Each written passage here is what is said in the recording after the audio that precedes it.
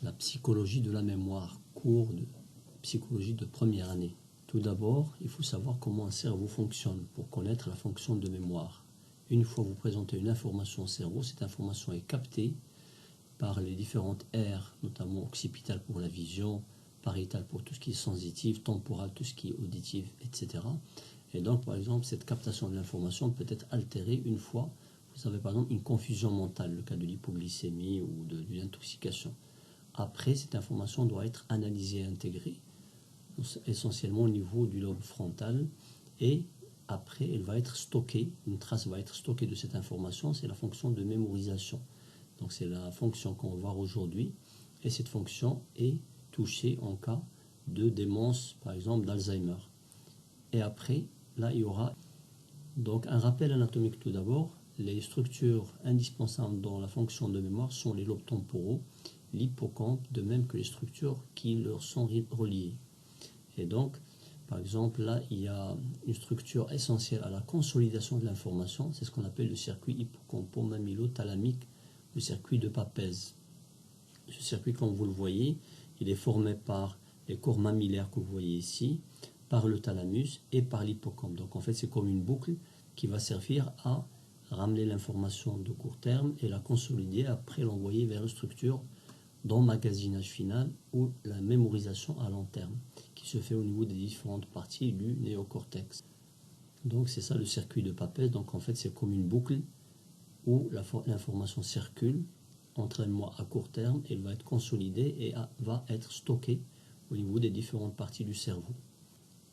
Donc la mémorisation implique donc une interaction entre les différentes parties du cerveau, principalement dans le cortex. Et cette opération va s'étendre sur plusieurs années, alors que se poursuit la réorganisation constante des traces mnésiques en présence d'un remodelage physique des circuits nerveux. Donc c'est pour ça que notre mémoire vraiment elle est très dynamique, et là il faut la stimuler, la réactiver à formation. Comme définition, la fonction de mémoire, c'est une fonction cérébrale de capter, de stocker et d'évoquer les informations. Le développement du geste, la connaissance organisée de l'espace, l'acquisition du langage repose sur les capacités du système nerveux de conserver une trace de ces états fonctionnels successifs. Et Pascal l'a défini comme en disant la mémoire est nécessaire à toutes les opérations de l'esprit. Et donc ceci montre que les capacités de la mémoire sont énormes, immenses, mais elles sont quand même limitées.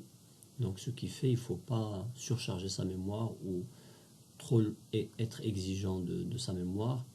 Et donc ça pourrait être générateur d'échecs. Donc il faut toujours, pour par exemple la préparation des examens, il faut aller avec des vitesses régulières et ne pas trop forcer à la fin, comme ce que font certains étudiants. Et là, ils demandent trop à leur mémoire et après, c'est source d'échecs et de sur.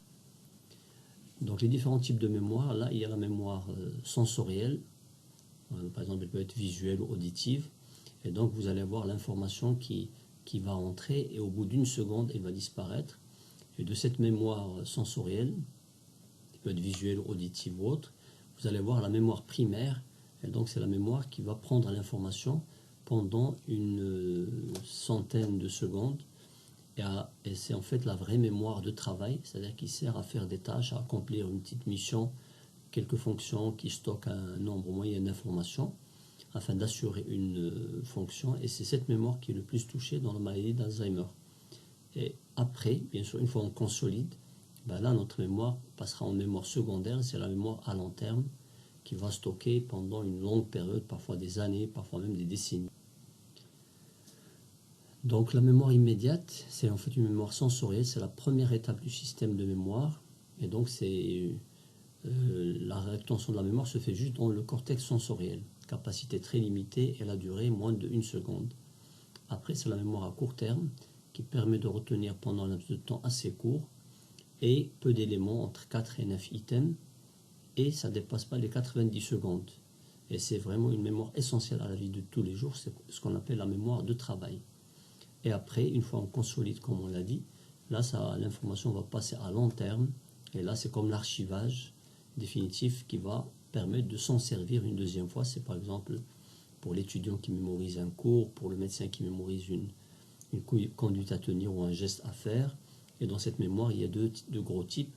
Il y a tout ce qui est non déclaratif, c'est-à-dire ce qu'on fait avec nos mains, avec nos gestes. et c'est difficilement déclaratif ou verbalisable, ce qu'on appelle la mémoire implicite ou procédurale, c'est surtout des procédures. Et la mémoire déclarative ou explicite, c'est tout ce qu'on peut verbaliser ou citer. Par exemple, le nom d'un pays, d'une capitale, d'un chanteur, d'une artère, d'un nerf, etc. Donc, comme on a dit, cette mémoire sensorielle, elle a vraiment une très courte durée. Et là, bien sûr, elle dépend des stimuli. La mémoire à court terme, c'est la mémoire de travail. Et là, elle peut aller jusqu'à 90 secondes. Elle se joue essentiellement au niveau du cortex frontal inférieur, et préfrontal et les aires corticales motrices. Donc là, c'est juste le système modèle multistore, mémoire sensorielle. Donc tout d'abord, il faut faire attention pour capter l'information qui va passer en mémoire à court terme. Et cette mémoire à court terme, ça permet d'assurer une tâche ou d'accomplir une mission. Elle a un temps d'effet inférieur à 90 secondes. Et après, une fois on consolide cette information, l'information va être transférée ou pas en mémoire à long terme et qui est l'archivage final, de laquelle de nouveau on pourra récupérer vers la mémoire à court terme pour assurer par exemple une fonction, aller prendre quelque chose de la classe C, par exemple passer un coup de fil, normalement déjà on sait comment faire les touches, donc passer un coup de fil, là il y a l'information qui vient pour le nouveau numéro, et comment toucher les touches, c'est des choses déjà archivées dans la mémoire à long terme et qui reviennent en mémoire de travail pour accomplir. Donc là c'est les différents types de mémoire, la mémoire sensorielle, la mémoire à court terme, et pour la mémoire à long terme, là il y a 4 types. Il y a tout d'abord la mémoire procédurale, c'est tout ce qui est geste, savoir-faire, par exemple comment faire une pelle, comment mettre sa chemise. La mémoire déclarative, le savoir, les dires, la parole. Et il y a 2 autres types, c'est la mémoire sémantique, c'est la richesse en termes, par exemple le nom des animaux, le nom des légumes, le nom des capitales des pays africains par exemple, compréhension d'une langue. Et la dernière, c'est la mémoire épisodique qui dépend des événements chaleureux ou moins chaleureux de notre vie, par exemple un événement très triste ou très, très heureux. Et ça, c'est des choses qu'on oublie en tout dernier lieu. Même chez les malades Alzheimer, c'est la mémoire qui reste la dernière à être affectée. Donc les tâches de la mémoire, donc, tout d'abord, c'est les apprentissages associés, quand on apprend à associer un mot spécifique à un autre. Donc bien sûr, c'est un apprentissage associé. Il y a aussi le rappel libre. Par exemple, vous étudiez une liste de mots que vous présentez à quelqu'un, et puis quelques temps après, vous demandez au patient de se rappeler ou d'écrire autant de mots dont vous lui avez présenté dans la liste. Et après, il y a la reconnaissance. Par exemple, là, il n'arrive pas à trouver. Donc, il se rappelle une liste de mots ou d'images après qu'ils sont invités à identifier les mots ou images déjà présentés parmi une liste plus exhaustive. Par exemple, vous lui parlez d'une chaise, il ne trouve pas. Et là, vous lui montrez la chaise parmi 4 autres éléments, et là, il doit être capable de la trouver. La mémoire, donc ça se joue essentiellement au niveau du lobe frontal. C'est la vraie mémoire de travail, véritable centre de réflexion situé donc en frontal. Et là, elle se joue sur différentes étapes. Tout d'abord, la pensée logique. Toujours, on raisonne, on réfléchit. Il faut planifier. Par exemple, vous avez différentes choses à faire. Vous allez planifier qu'est-ce que je fais d'abord, puis en deuxième, en troisième lieu. Et après, la prise de décision. Les informations les plus récentes restent à ce niveau. Elles sont comparées avec les connaissances existantes partout dans le cerveau.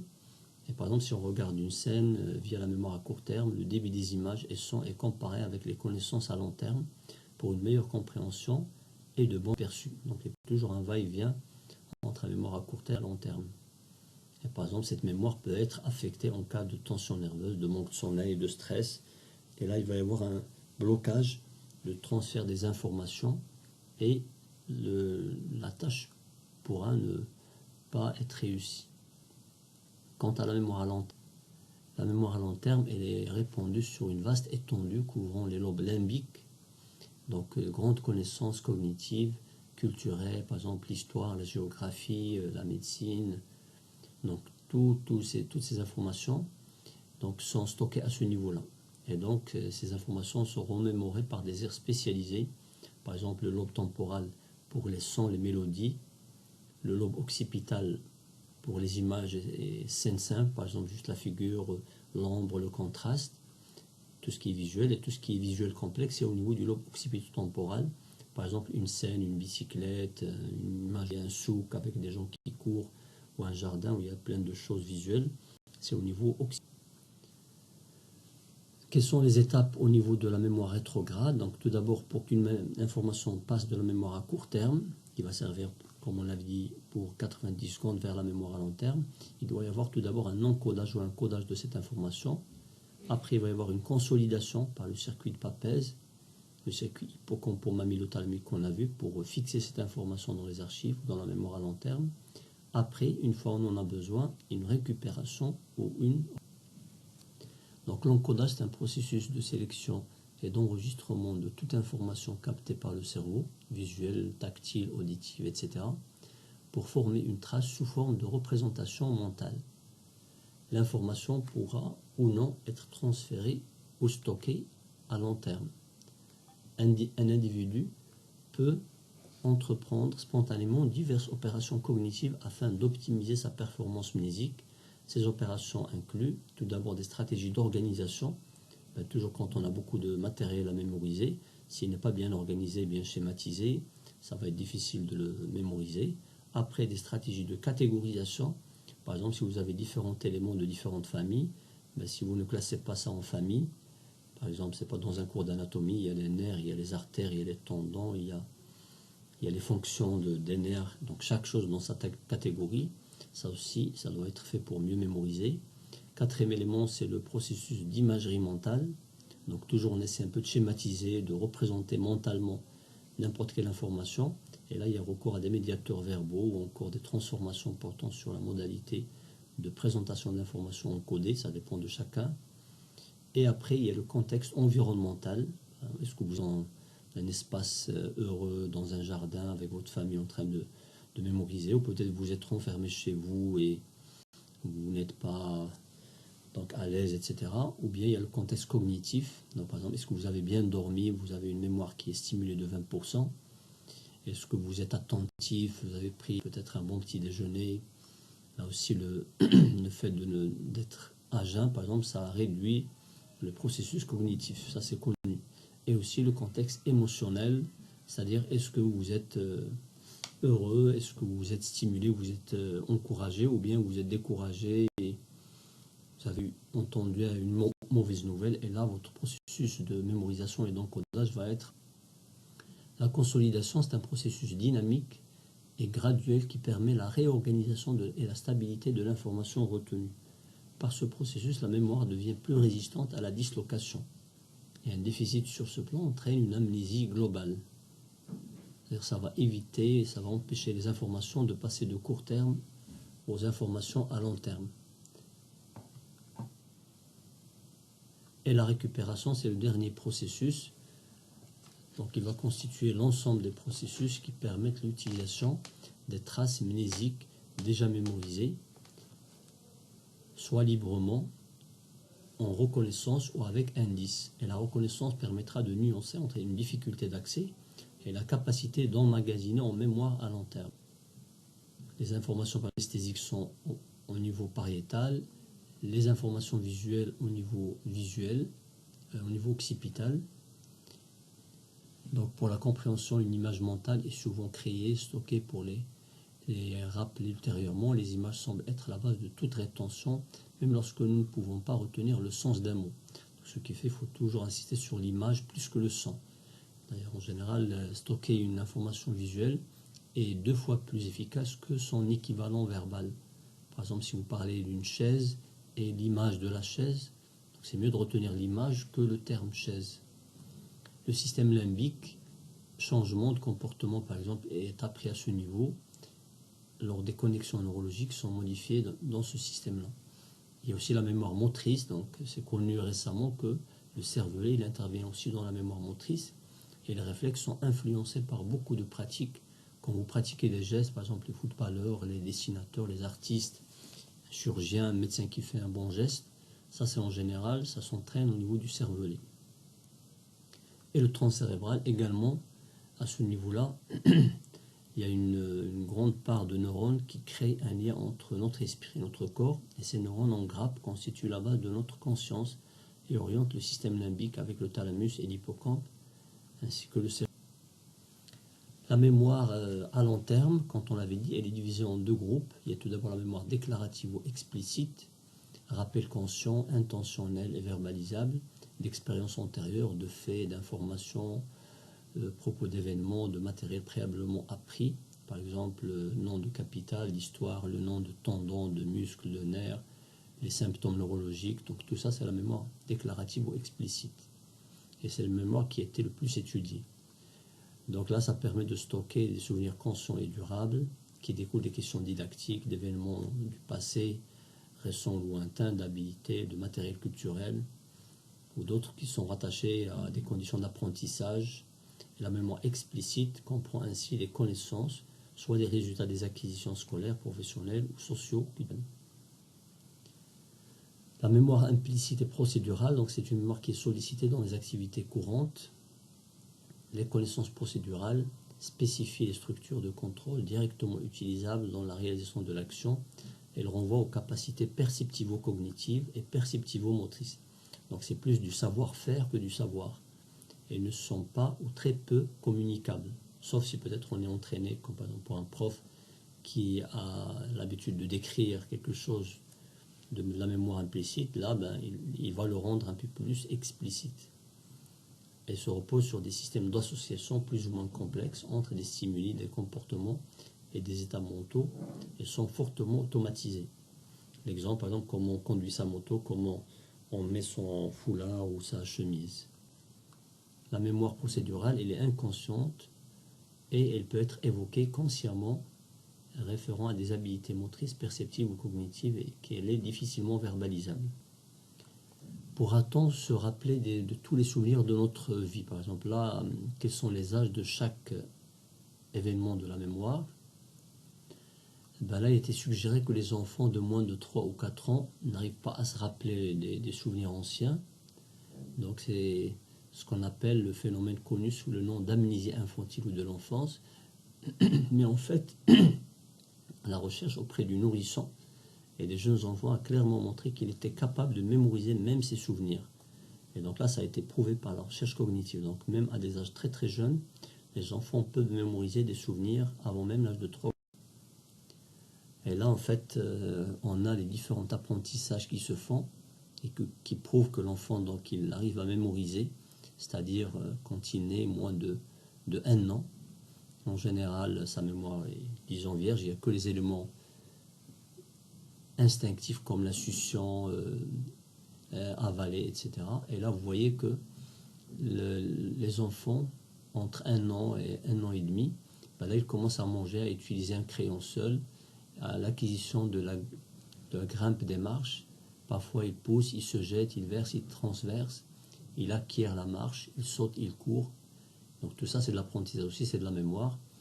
Et aussi, à partir de 18 mois, donc jusqu'à 24 mois, là, il y a la période du non. Par exemple, l'enfant apprend à dire non, à s'opposer un petit peu, à s'entêter, à grimper, la danse, de tourner, de visser, dévisser, de dessiner. Après 24 mois, donc là, il y a de l'ordre, dans l'ordre, etc. Pas d'ordre, donc il commence à suivre un peu l'ordre. Après 2 ans et demi, 3 ans, donc il y a le moi qui se développe. Et donc là, en fait, c'est vraiment l'âge difficile de l'enfant. Il veut tout seul, il ne veut pas partager, parfois les bagarres avec les frères et tout. Donc après, de nouveau, à partir de 3 ans, il commence un peu à s'assouplir. Et après 3 ans, 4 ans, donc là, il y a l'imaginaire, il y a les merveilles, les cauchemars. Et après, donc, il y a le pouvoir, les règles, l'image de soi. D'accord? Donc là, il veut bien mettre ses vêtements, il commence à prendre les règles. Après, il y a la connaissance de soi, quelques difficultés de socialisation qui peuvent apparaître aussi à 4 ans et demi. Le développement de la mémoire est encore peu étudié et nécessite des méthodes différentes en fonction de l'âge. Et sachez que l'enfant dispose de capacités de mémorisation dès le premier jour, mais les caractéristiques de la mémoire ne sont pas encore celles que l'on observe plus tard. En général, avant 5 ans, vraiment c'est là où la mémoire va se développer, mais comme on l'avait dit déjà à l'âge de 1 an, 2 ans, ça démarre. Les travaux actuels ont montré que les enfants se souviennent le plus de choses qu'ils ne peuvent verbaliser, et cette verbalisation peut intervenir avec le souvenir. Capacité à se souvenir et la capacité à communiquer son souvenir. Après 5 ans, il y a la verbalisation qui prend encore du temps et peut encore interférer avec le rappel. Et des études ont montré que si on laisse plus de temps, le rappel va être meilleur. Mais il faut savoir que dès les premières semaines de vie, normalement l'enfant il a déjà une ébauche de mémorisation, c'est essentiellement le comportement d'imitation avec sa maman ou quelqu'un proche. Là, si vous reproduisez quelque chose avec votre bouche ou avec un son, ben, le nourrisson il pourra le reproduire. Et son vrai développement est entamé après la première année, comme on l'avait vu. Et au fur et à mesure que son développement se développe et avance, vers l'âge de 3-4 ans, l'enfant va développer surtout des stratégies de répétition. Par exemple, pour ne pas oublier, là, il va commencer à répéter le matériel à mémoriser pour ne pas l'oublier. Mais rapidement, il va adopter d'autres stratégies comme la catégorisation. Et entre 5 et 7 ans, les enfants reconnaissent que l'écriture des notes, tout autre indice de récupération, va les aider à mémoriser. D'ailleurs, c'est là où la scolarité doit commencer. Et les items familiers sont plus faciles à se souvenir que l'inverse, que les listes courtes sont plus faciles que les listes longues, la reconnaissance plus que le rappel libre. Par exemple, il garde en mémoire mais il n'arrive pas à retrouver, si vous lui présentez, ben là il va reconnaître plus facilement que si vous lui demandez spontanément ou juste de nous dire qu'est-ce que je vous ai montré ou quelle est la couleur que je vous ai montré tout à l'heure. Et aussi que les oublis soient plus fréquents à mesure que le temps passe. Pour ce qui est de la mémoire prospective, déjà c'est quoi la mémoire prospective? C'est les intentions futures, c'est-à-dire comment on planifie quelque chose dans le futur et comment la fixer. Et cette mémoire prospective, elle comporte 4 phases.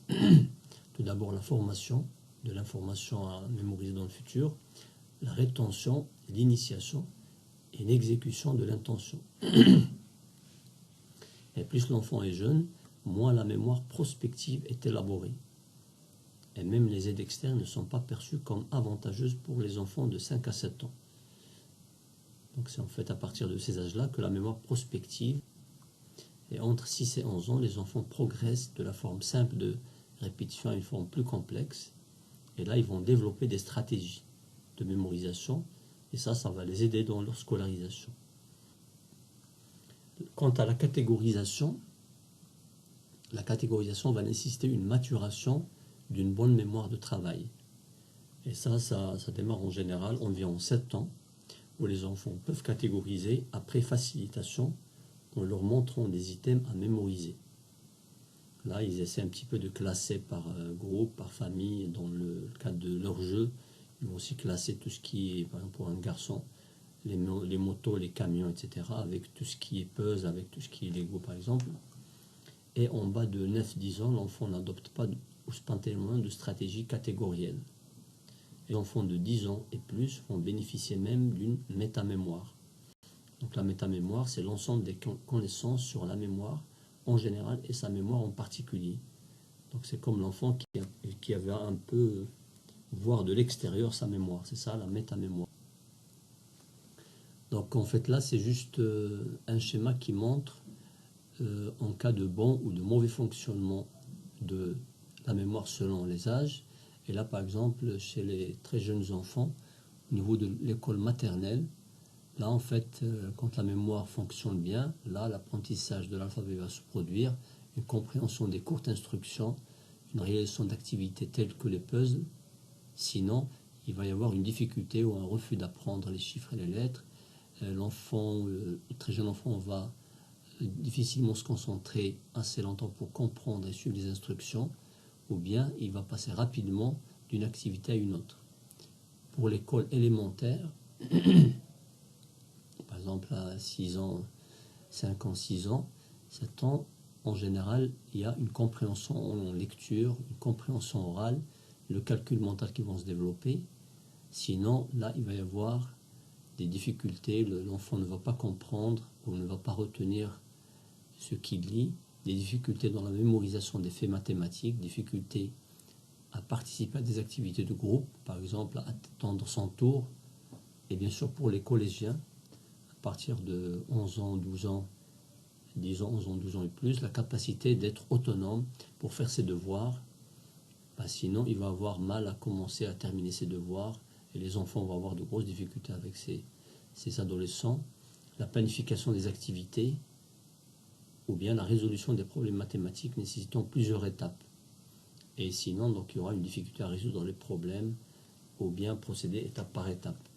Dans le lycée, il y aura la rédaction, la compréhension des situations sociales qui vont se développer. Sinon, il va avoir difficulté à commencer à terminer ses devoirs, difficulté à résoudre les problèmes en procédant étape par étape. Et à l'université, là, il y aura une planification plus élaborée de son travail, au niveau des examens, le fait de suivre des conversations, des contenus complexes lors des cours par exemple.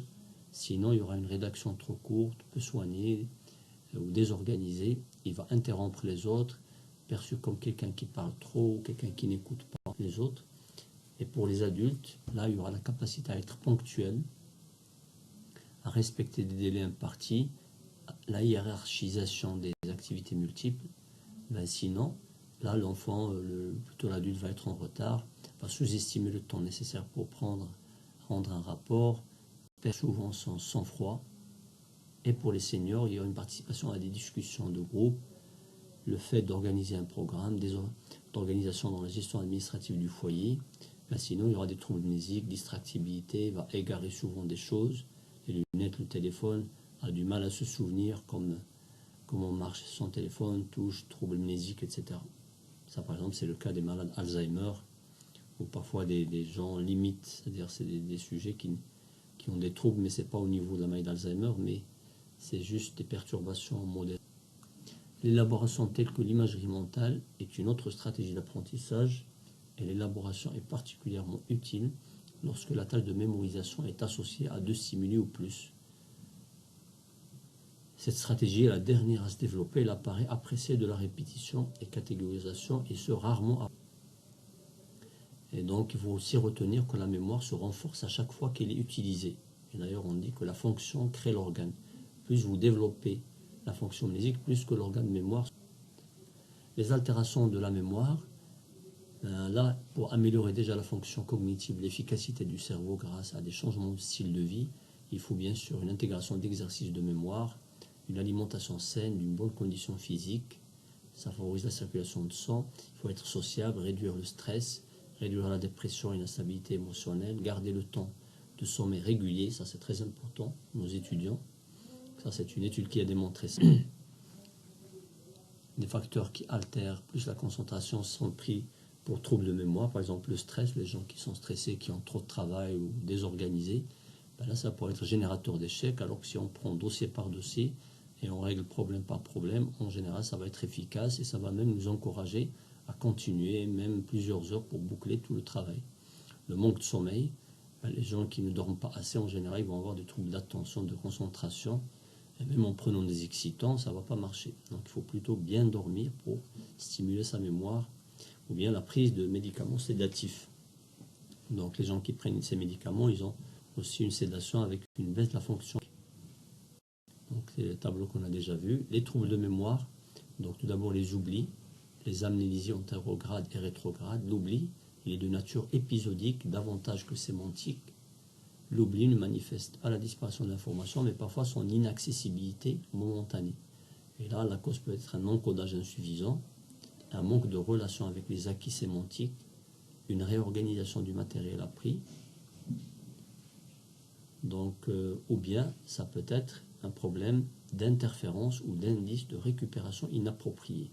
Et ça, la personne va dire qu'elle a oublié, alors qu'en fait, c'est l'une de ces différentes tâches qui n'a pas bien eu lieu, rend l'information difficile à faire évoquer ou remémorer.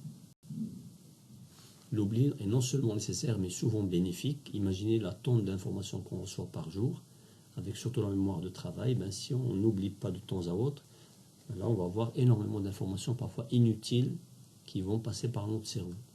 Donc ce qui fait, c'est l'oubli permet de nous débarrasser de l'énorme quantité d'informations que nous traitons tous les jours et qui est sans utilité dans l'avenir. Il y a des choses qui ne servent que pendant ce moment-là. Donc l'oubli, c'est le déclin de la trace mnésique et les informations s'effacent progressivement. Les causes de l'oubli, soit des causes non pathologiques ou pathologiques, ou ça peut être des transformations, la trace mnésique est constamment. Et donc bien sûr, quand il y a un stimulus, la première des choses, là vous le captez dans vos organes de sens, c'est la mémoire sensorielle. Bien sûr, là, il y a une quantité qui va s'oublier. Ben, si vous faites attention avec cette information-là, parce que quand on marche dans la rue, on voit énormément d'informations, mais il y a peu qui captent notre attention. Une fois ça capte notre attention, donc là, ça va être réutilisé pour passer en mémoire à court terme. Par exemple, vous traversez la route, il y a un bus qui arrive, ben là, c'est important de capter ça, parce que sinon, le bus va vous écraser. Et là, une fois que vous captez l'information, ça passe en mémoire à court terme. Là, vous prenez une décision, par exemple, c'est de traverser rapidement pour éviter le danger. Et là aussi, il y a des informations qui vont être oubliées à partir de ce moment-là.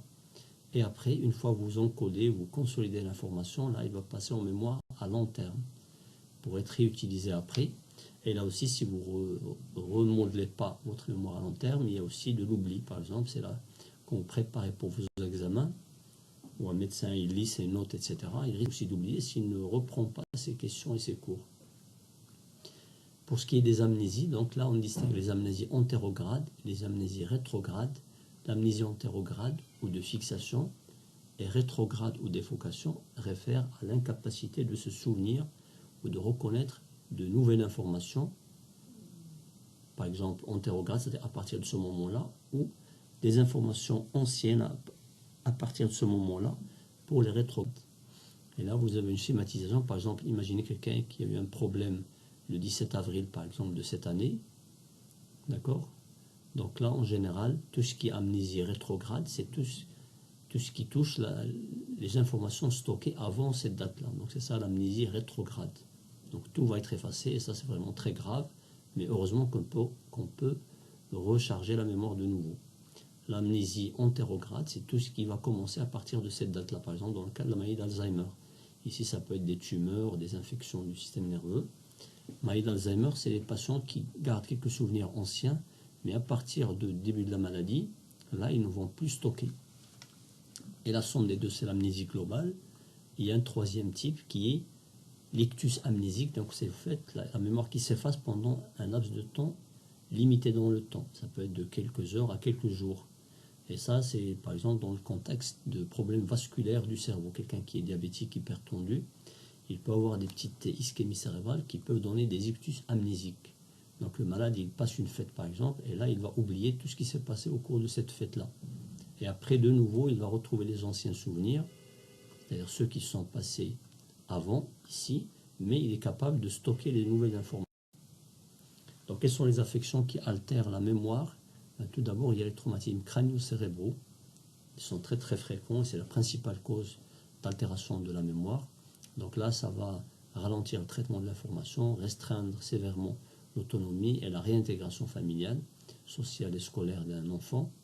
Et le pourcentage des traumatismes crânio-cérébraux, même légers, donc comporte une grosse altération de la mémoire et même du niveau d'attention, de motivation et des capacités de résolution. Il y a d'autres causes, c'est par exemple les encéphalites, inflammation du cerveau d'origine infectieuse comme l'encéphalite virale, herpétique notamment, le chef de file, des tumeurs encéphaliques surtout temporales, l'alcoolisme, le cannabisme, la neurosyphilis ou certaines maladies dégénératives comme l'Alzheimer. En conclusion, sachez que la psychologie de la mémoire est très importante à connaître, non seulement par les praticiens, mais par toute personne qui s'en sert, les étudiants, bien sûr, tous les personnels, tout être humain.